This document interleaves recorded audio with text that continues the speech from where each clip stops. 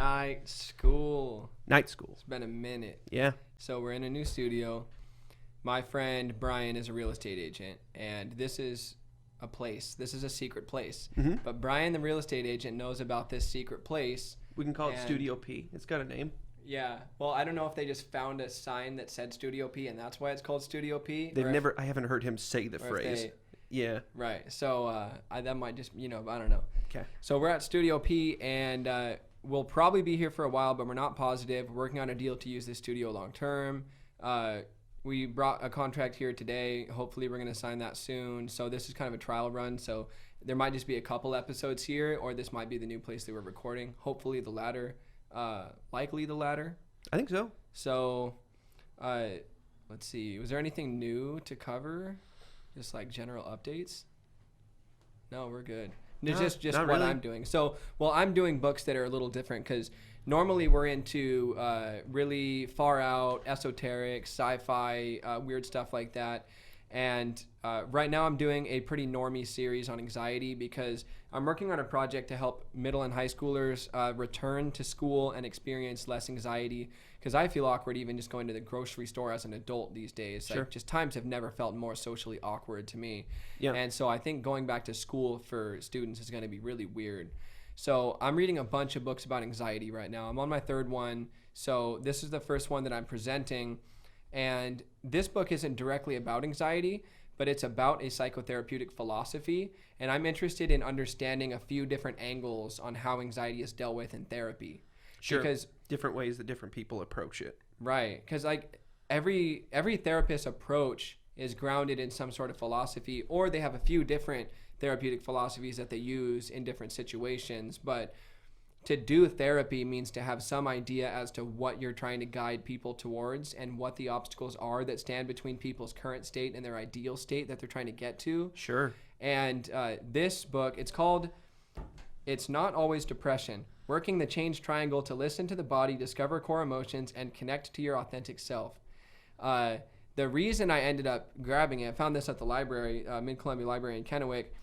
I picked it because it has a foreword and a strong cosign by the psychologist who invented the psychotherapeutic philosophy described in this book. So I'm like, cool. At least it's a solid representation of a psychotherapeutic philosophy. Sure, yeah. And it did mention in the inside fold or somewhere that it's about reframing how to think about anxiety. So I'm like, cool. You have a theory of anxiety. That's what I'm looking for. Yeah. So the basic philosophy, the approach, the psychotherapeutic approach is called AEDP. So it stands for Accelerated Experiential Dynamic Psychotherapy. And one of its basic philosophies is it separates emotions into core emotions, which are unavoidable emotions that are going to be felt in the human experience. Mm-hmm. And then inhibitory emotions, which are like secondary emotions that prevent us from feeling the primary emotions that constitute life. So the secondary emotions aren't presented in this book as necessary feelings that you're going to have if you're alive. Gotcha. They're presented as the symptoms of having a bunch of core emotions built up in your subconscious that you haven't gotten around to feeling. Okay. So, and another thing this book, I'm not the hugest fan of this philosophy, but it's like it's one more perspective on anxiety. So I want to cover it. Sure. And it's a good book. It's a really well written book. I recommend it, and it has improved the way that I think about my mental health. But it's not like crunchy philosophy, because I'm like my favorite books to read about anxiety are books that address the very core existence of the existential feeling of uncertainty and that being sewn into reality itself. Like, sure. Yeah. I want to get to the deepest, crunchy philosophical core of anxiety. Yeah. But this book did make me a mentally healthier person to read. Like, it did reframe the way I think about myself. So it's a dope book. Yeah. But so one of my favorite things about this book is at the beginning it emphasizes that in thinking about how to improve our own mental health and others' mental health, we want to think more about the state of mind that we're trying to achieve or the state of consciousness that we're trying to become, rather than all the states that we're trying to not be anymore. Totally. And that's always been one of my criticisms of the whole field of psychotherapy and clinical psychology is like, why are we making a list of 5,000 states of being that aren't ideal? Right. Without emphasizing equally the state of being that we think is ideal. But the ideal state of being is a question that gets into philosophy and even religion. And so it's a little awkward in a field like psychology that pretends it's at an objective material science. So right. So the best way for it to handle that is to let's just fix problems and let's make no statement as to what the ideal state is. Let's just assume that we all know what we mean by the ideal state. Right.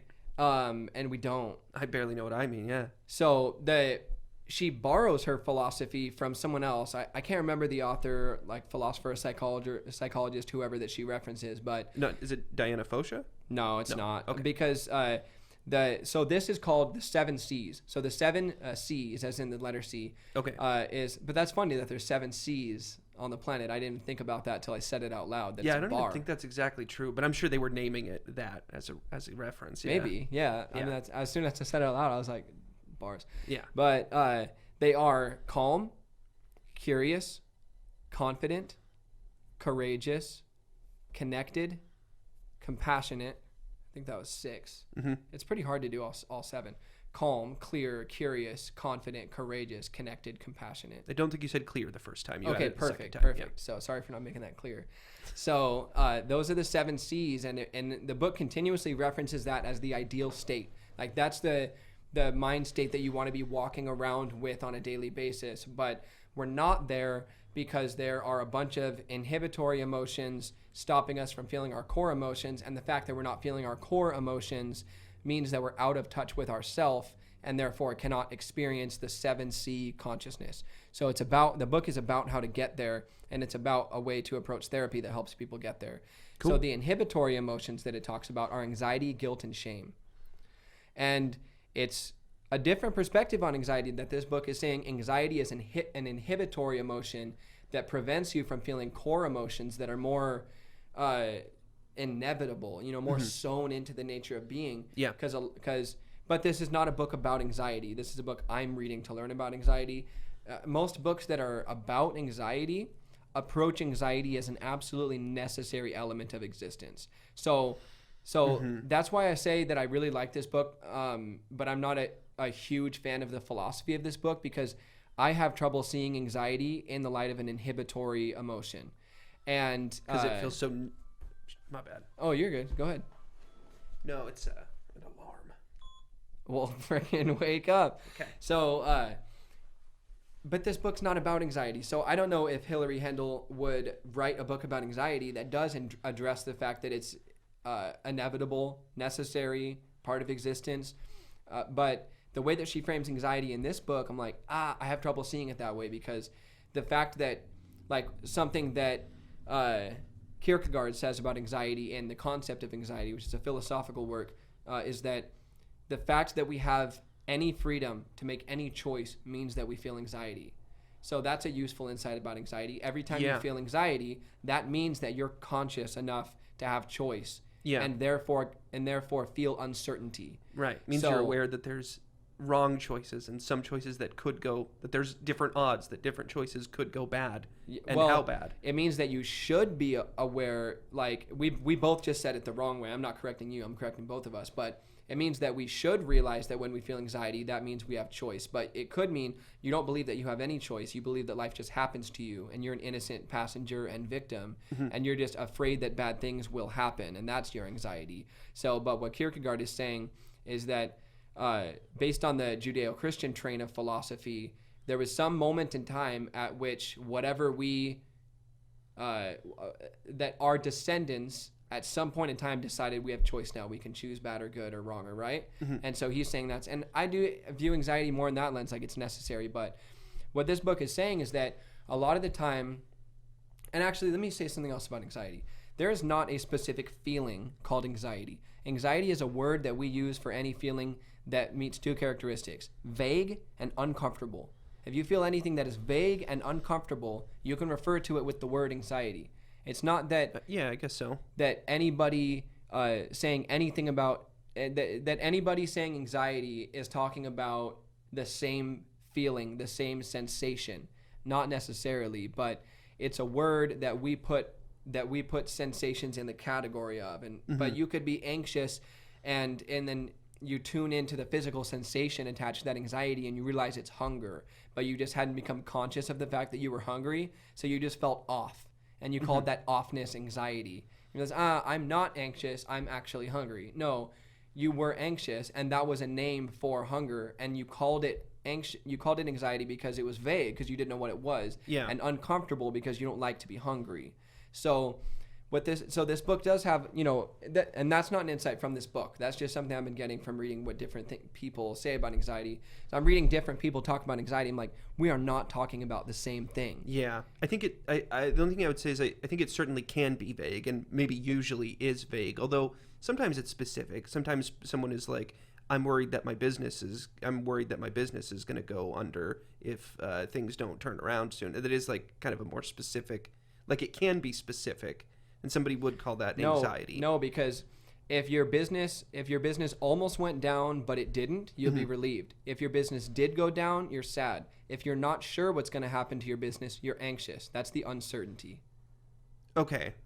So like even if you know what you're concerned about, you're saying that you're referring to it as vague. Yeah, either the emotion is vague, or the reason that you're feeling the emotion is vague. Is because the future is vague. Yeah, and the present. Yeah, sure. And the past, because we don't remember a lot of the past. Sure. We're like, we have a lot of psychological debt, things that we figured we'd be strong enough to think about later. Sure. And so this book is about how to catch up, how to let all that psychological debt catch up with you and feel it. Cool. So like one of its insights about what to do with a sensation is to go through a 4-step process that brings you from feeling something uncomfortable and vague to being able to explain what it is and understand how it's impacting you. So the first step, actually I have it written down right here.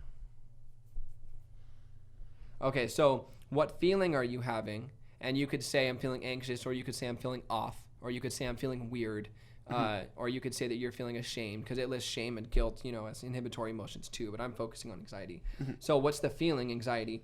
And then 2, start to explore what sensations are connected to that feeling. So where are you feeling the anxiety? And this trains your mind to be able to tune into your body and try to detect what's happening in your body. Well, I can feel that my hands are actually tense. Now that I tune in my body, my hands are tense, and my stomach feels like an awkward pit, and my head hurts a little bit, and like my legs are more tense. And you're like, I'm actually feeling tense. Like I can feel in my physical body now that I tune into it that I want to like fight. And then you're like, so then you go a step further and you think about the 3rd step is what image comes to your imagination associated with this sensation.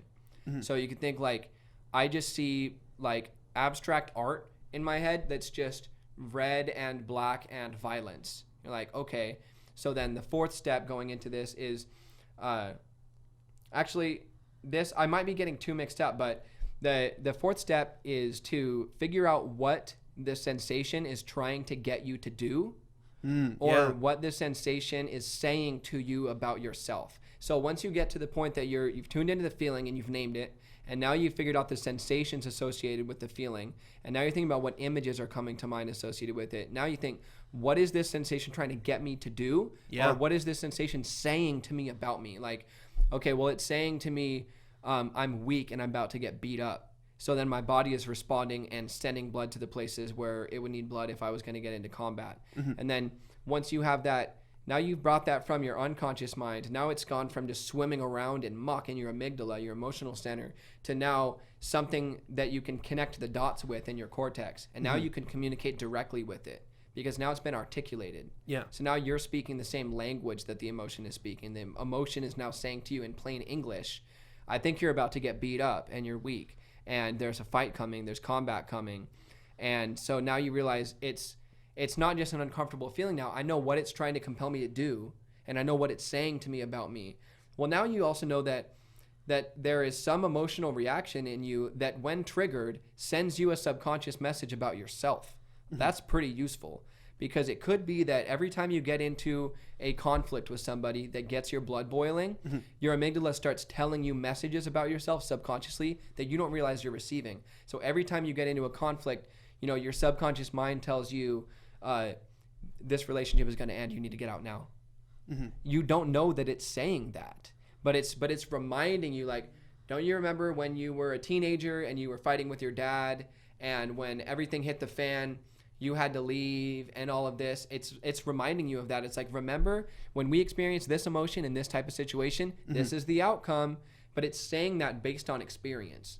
So instead of letting that be subconscious, you can translate that into language, and then you can think about it more clearly. Now you have more of a conscious grasp on what you're feeling and why. Yeah. You go, okay, so now it's not just anxiety, it's not just something vague. Now it's anger and aggression caused by past conflicts with family members, telling me that should result in the relationship getting severed, or telling me that should result in a fight.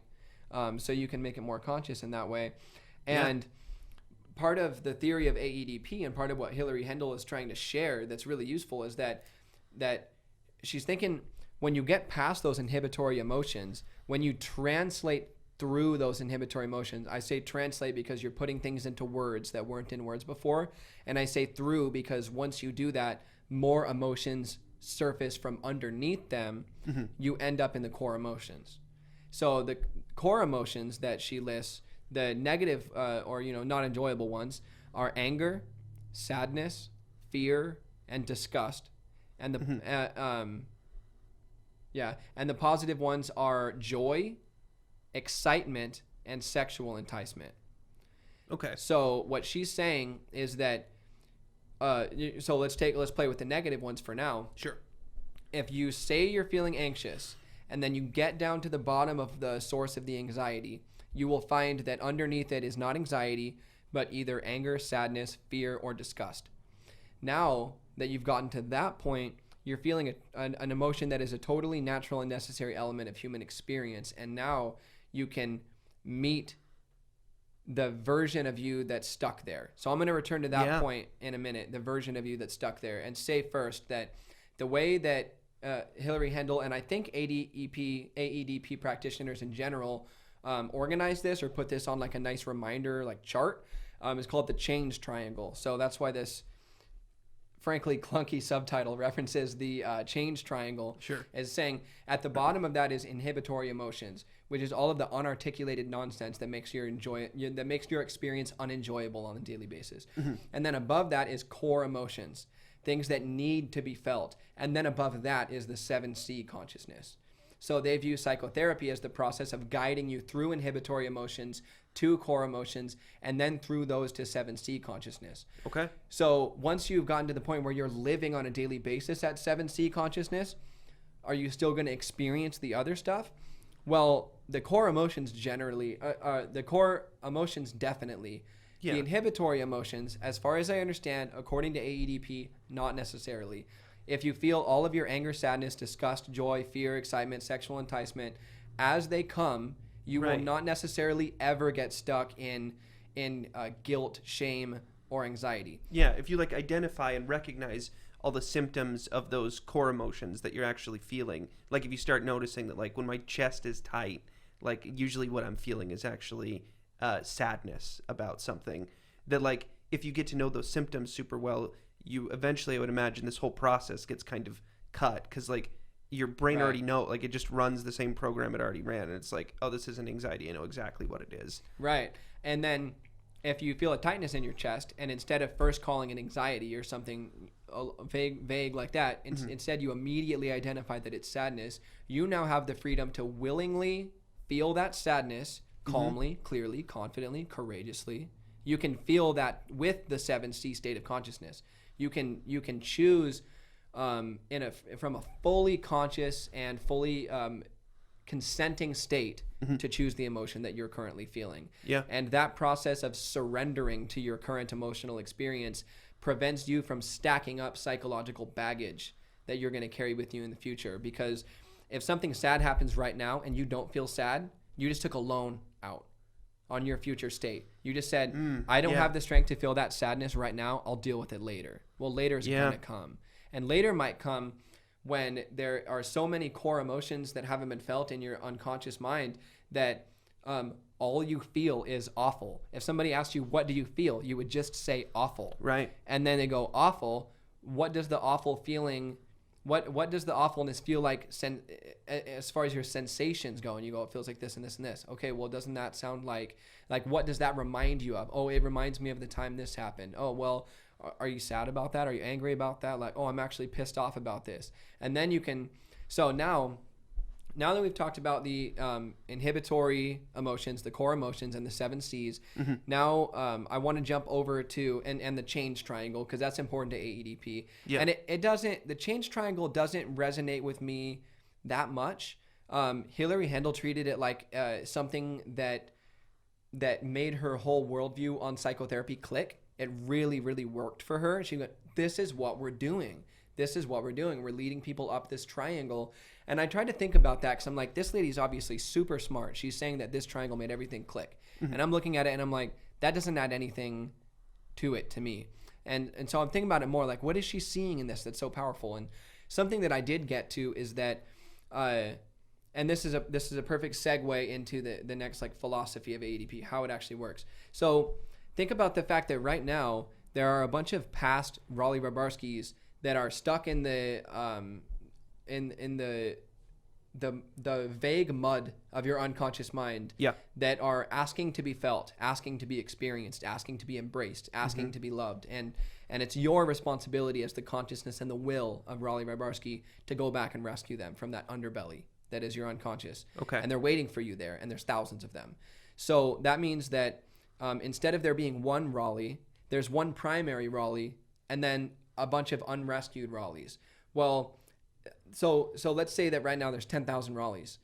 Well, what if for the next year you every day checked in with yourself and decided to tune into the sensations you were feeling, then connect those sensations to past experiences, and start to do a sort of therapeutic meditation practice and I'm jumping around all over the place. I like this book. So she talks about a daily practice where you check in with yourself and you ask what you're feeling, what the sensations are, what they remind you of, what they're telling you about yourself, what they're compelling you to do, and why. And she's saying that what you can do is go back and revisit those past Raleighs, and that just the process of you asking them to say their piece exactly as they want to say it, hear out their story exactly as they want to tell it, will heal that part of you. Okay. But in this process, you're saying, how do I find him? Through your sensations. So when a negative, example. So you're on the way home and you feel uncertain, and the uncertainty feels like anxiety. So you check into the anxiety, you realize it's connected to insecurity. Then you check in, why am I insecure? I'm not sure if I did right. I didn't even present. Why am I worried about if I did right? Then you remember a moment where you felt rejected maybe you remember a past podcast where you felt like you weren't a good listener. You realize, I was a good listener tonight, but I'm worried now if I was a good listener because I felt like I was a bad listener a couple months ago. And then you tune into that memory a couple months ago. You go, I actually feel sad about that. This feels silly, but like I was a bad listener one night and it really bummed me out. I beat myself up over it. I never told a soul about it. I just beat myself up for a couple of hours and then let it go, but I really stored it. And now I need to go back and feel that instead of beating myself up, I should have embraced the sadness that it made me feel that I didn't perform the way I wanted to. So now on your car ride, you're no longer feeling uncertainty and anxiety and insecurity. Now you're feeling straight up pure sadness. And you shed a tear and you go, I messed up that one day. I didn't do the podcast I wanted to. Well, now you're not uncertain anymore. And now more of you is you. Yeah. Now one past avatar of Raleigh has been integrated into the whole consciousness of Raleigh. And now you're a more whole person because you revisited that. Yeah. So that's how you get to the past, through your sensations that are negative. And if you think that what you as a person want to do is revisit those past Raleighs and rescue them and become a more whole person, then every time a negative and vague sensation arises, you'll view it as an opportunity. You'll be like, I would love, it's like to not have this Raleigh spin off again. Yeah. So like imagine, debt collectors are calling, but you don't have any money. Now imagine you win the lottery. Now debt collectors are calling. You're like, yeah, I'm glad to hear from you. I'd love to take care of this.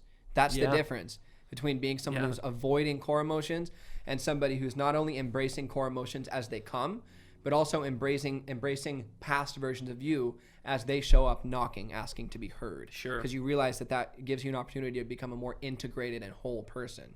So that's so now I invented my own term that therapeutic meditation, because that's just the way that I think about it. Because she was saying something that you can do on a daily basis is check in with yourself in the way that I just described. Because if you don't have any negative sensations right now, close your eyes and follow your breath for 30 seconds and you will. Something will come up. Yeah. And then you'll go, why is this coming up?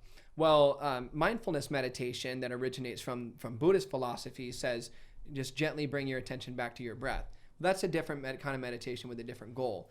The kind I'm describing is not a real kind of meditation. It's just a term that I use because it works well for me. But it's therapeutic meditation, and that's my name for the daily practice that she lines out. Because I practice transcendental meditation, which is similar to mindfulness meditation in the sense that you're paying attention to one thing, and when your mind strays, you just gently bring it back. You're not doing it to address anything. But that's not all I need. I don't just need to be able to like achieve a higher state of consciousness. I don't just need to be able to give my attention to one thing for 20 minutes. I also need to go back in time and do the hard work and revisit my past selves that need me and need to be healed. So it's two different things, you know. So the transcendental meditation I do as part of school, I do it twice a day for 20 minutes each. But this therapeutic meditation or this daily practice that she lines out, I do it as needed, or when I have the leisurely time. It's like an afternoon thing. Like I don't have anything to do. Let me just check in and let me just. It's not even like phoning myself. It's more like just closing my eyes and just letting myself experience whatever comes up. But then instead of bringing my attention away from it, bring my attention straight into it and follow it wherever it goes, and then find this old Travis. So, speaking of transcendence and this whole process, the word transcend does come up in this book because she says that to fully see the version of yourself that is stuck in the past with one of these negative experiences, you have to transcend it and realize that you're separate from it in a sense. And the way that you can do that, or her way that you can do that, is picture that version of yourself as a separate avatar in the room and talk to it like it's an imaginary friend. Because by doing that, you acknowledge that there's a separation between your present state and the state you experienced in the past.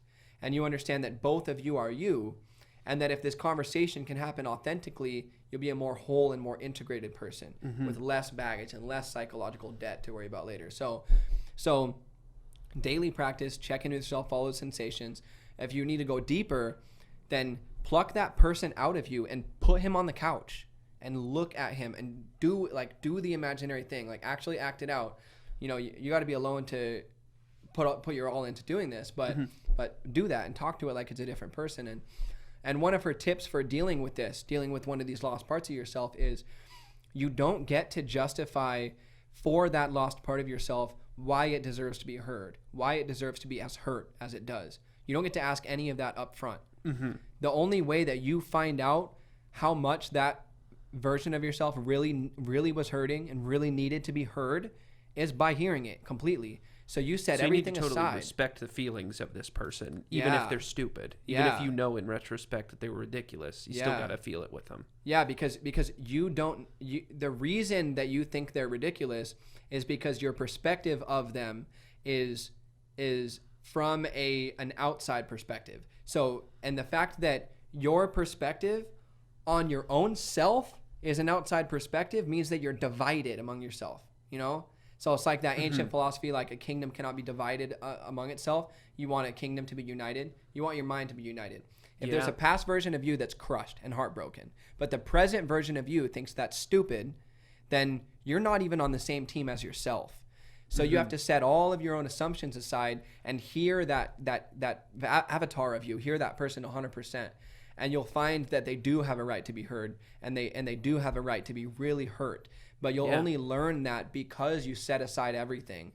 And when you do that, you're not just hearing it. You realize that what you're really doing is becoming that part of yourself, but you're doing it willingly this time. So it's like something makes you sad tonight.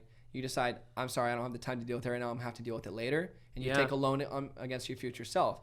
Now, next month, now you have to do the work that you left there. You have to actually feel it. And actually feeling it is the same as actually empathizing with it and hearing what it has to say.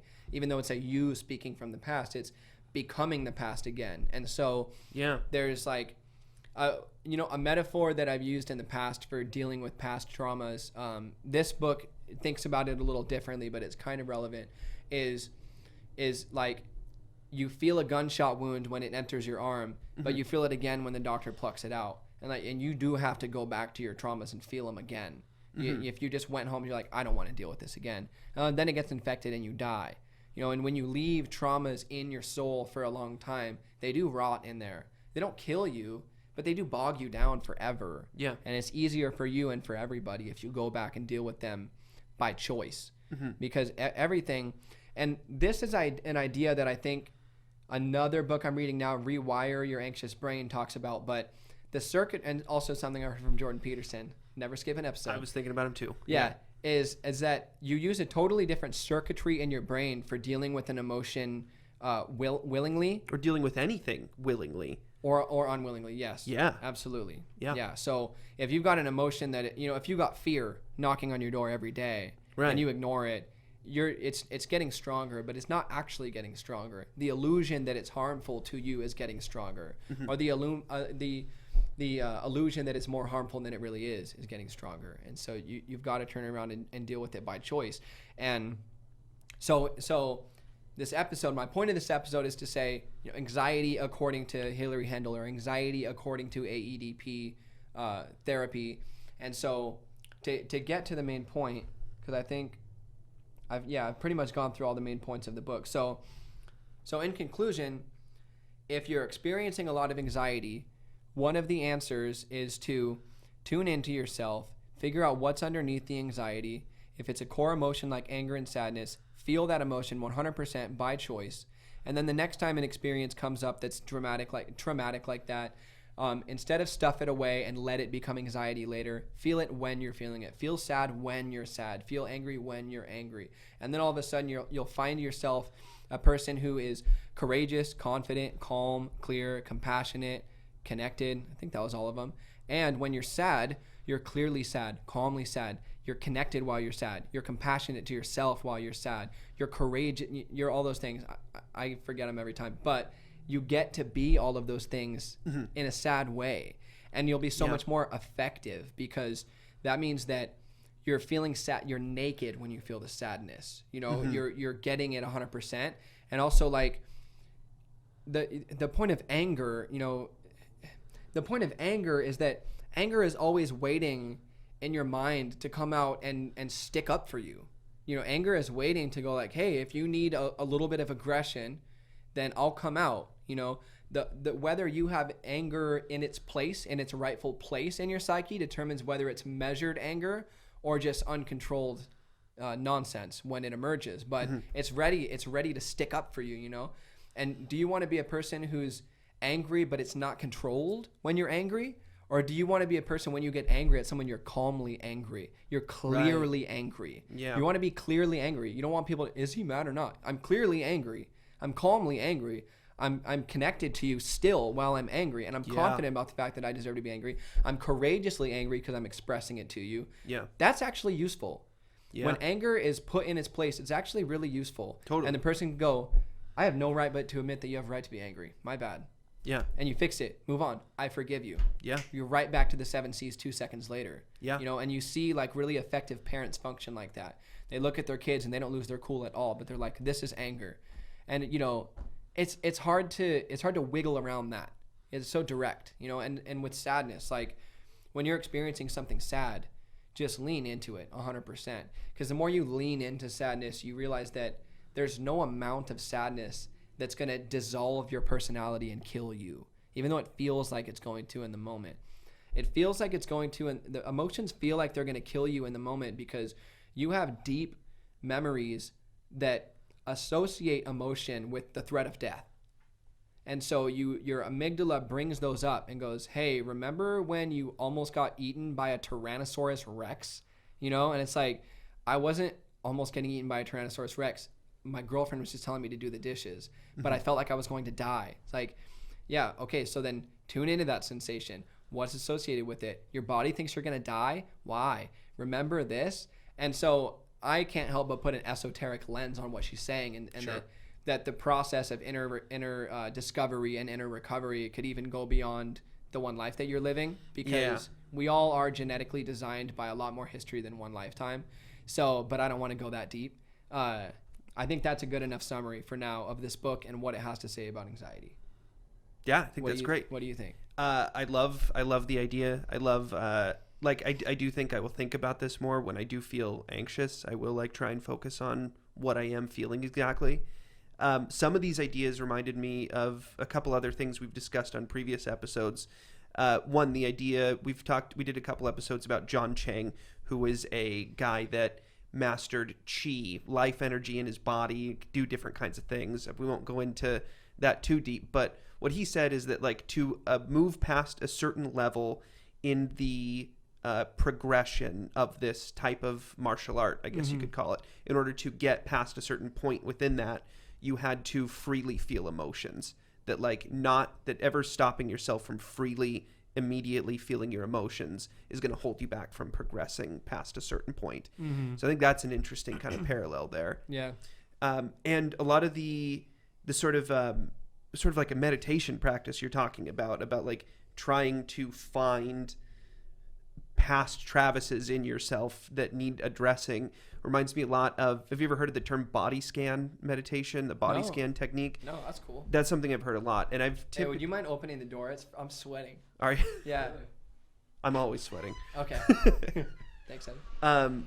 The idea typically when I've heard it discussed is sort of like just about checking for any problems in your body, but what you're saying kind of makes me think about it in a bigger way, like because those feelings in your body are sometimes related to emotional things or memory based things.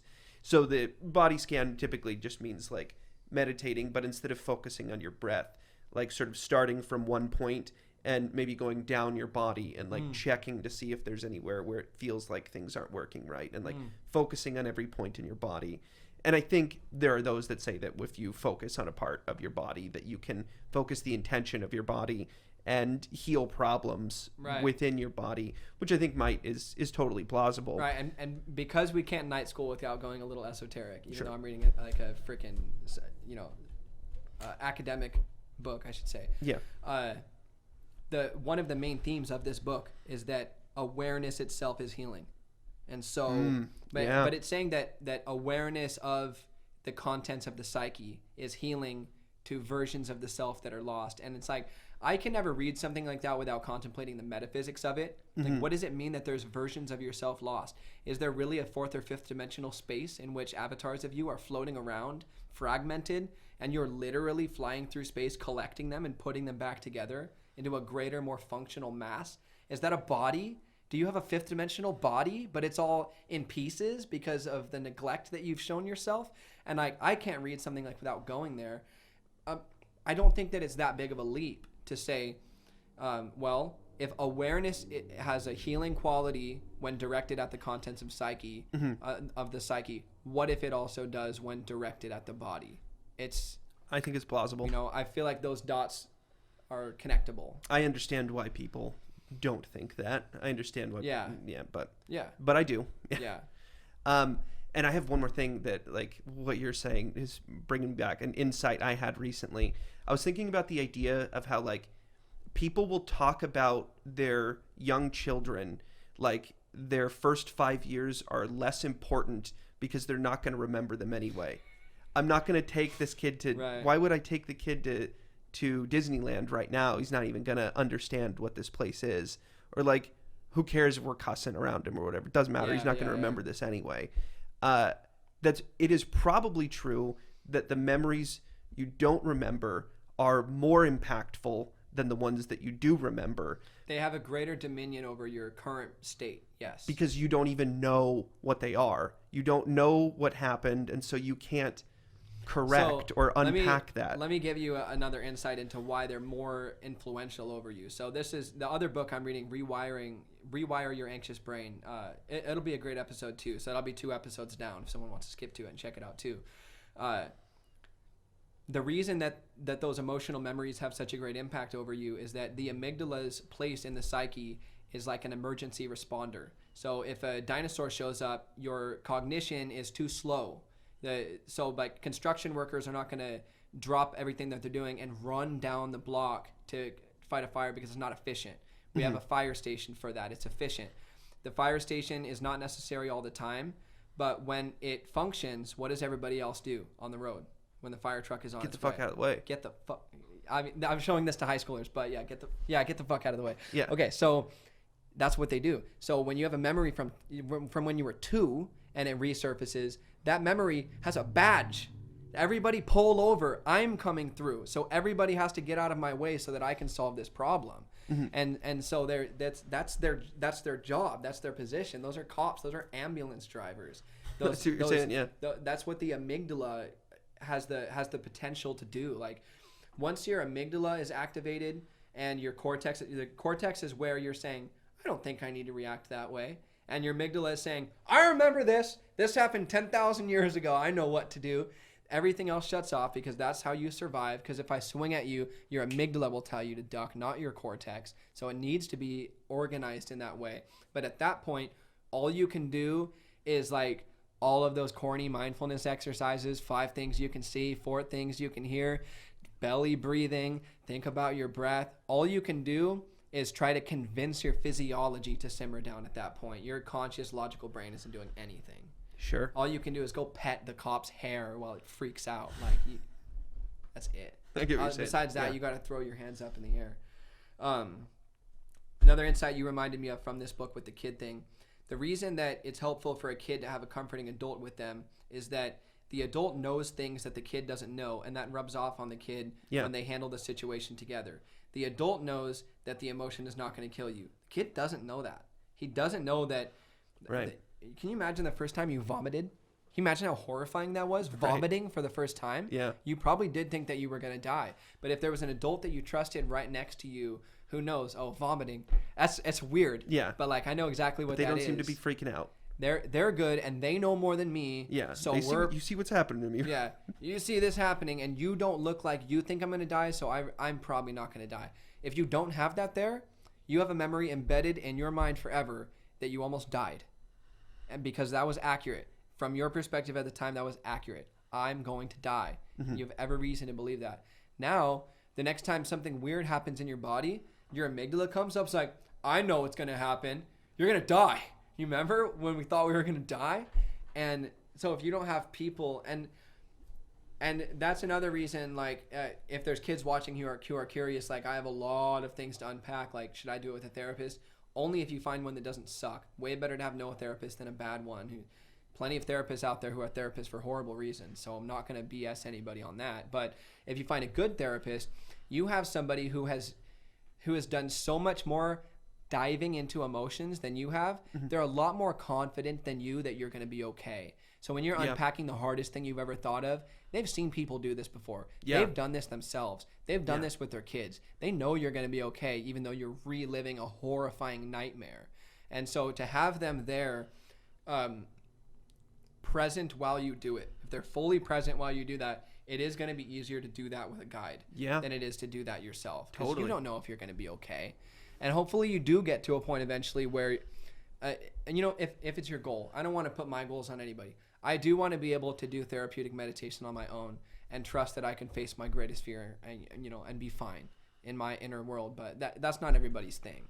So, but in that sense, a therapist can be really, really useful. Totally. Yeah, I've never thought of like the way you were describing it. Like it almost feels shamanic. It's almost like that relationship. Yeah. Yeah, it is. Like I have been through the mental realm. I will hold your hand through the mental realm and the path that you need to go on in order to get to the 7 C's. Yeah. Well, how do you know I'm going to be okay? I have been there. Yeah. I've been on a roller coaster before. I know you don't fall out of them. That's shamanic. I'll ride the roller coaster with you because you've never been on it and you don't know if you're going to die. But I have been on it, so I know that neither of us are going to die. That's shamanically guiding somebody through a trip. Right. And the trip is a dangerous roller coaster. So just skimming through here. Yeah. See if there's any tidbits that I want to throw in. Not at all. I love it. It's a wrap. Cool. I'm good. Night school. Night school.